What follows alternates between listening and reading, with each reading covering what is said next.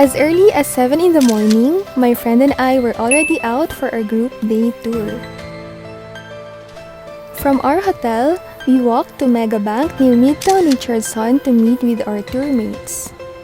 The tour works as follows. The driver drops the tourists off a certain landmark whereby the latter are free to enjoy for a specified period of time. When the time lapses, tourists go back to the van and they are on to the next attraction.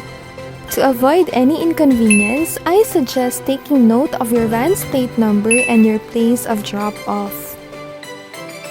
Before 9 o'clock in the morning, we reached Yehliu Geopark.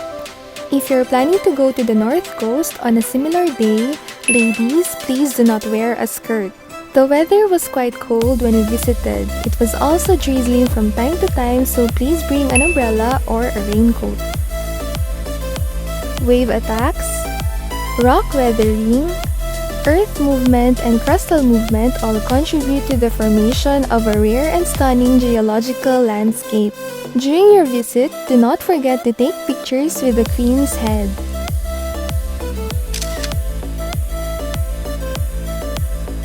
Past 11 in the morning, we stopped at Riufang and had our lunch there.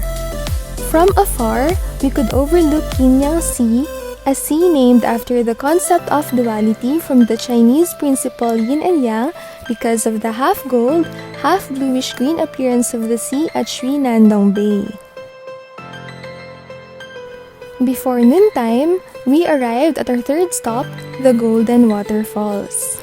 The pictures and videos we took did no justice to the actual beauty of the falls. It was surprisingly fascinating.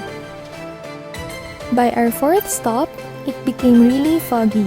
We had a little trouble walking to the village because the driver dropped us off meters away therefrom. Jiufen is a small town in the mountains with various food stalls, souvenir shops, and tea houses, the most famous of which is the Amei Teahouse. It is known not just for its tea selections but also for its preserved touch of Japanese architecture. With all that Jiufen offers, it can get really jam-packed. Instead of bringing an umbrella, I suggest wearing a raincoat so it would be easier to walk down the alleys.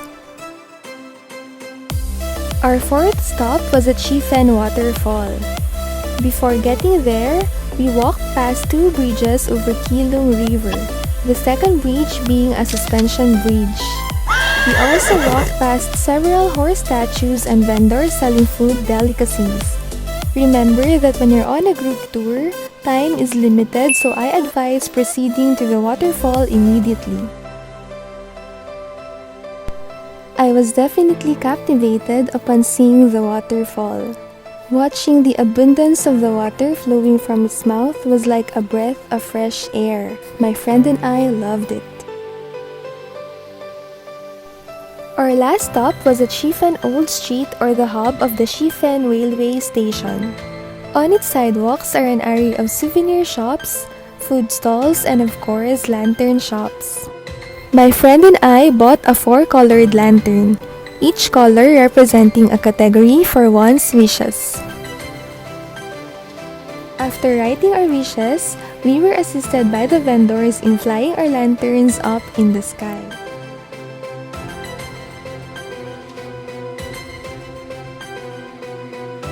Overall, our tour experience was satisfying. We spent the rest of the night exploring Ximending Night Market. It was a busy, lively market where people go to try and eat different kinds of food and shop at various stores around. It was only our first day in Taiwan, but we were already mesmerized. Oh my God!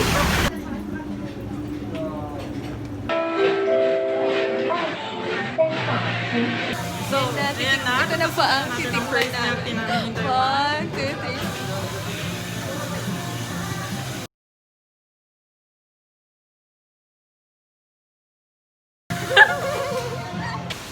Friend, natatakot na ako. See you on my next vlog. To my first 500 subscribers, thank you so much.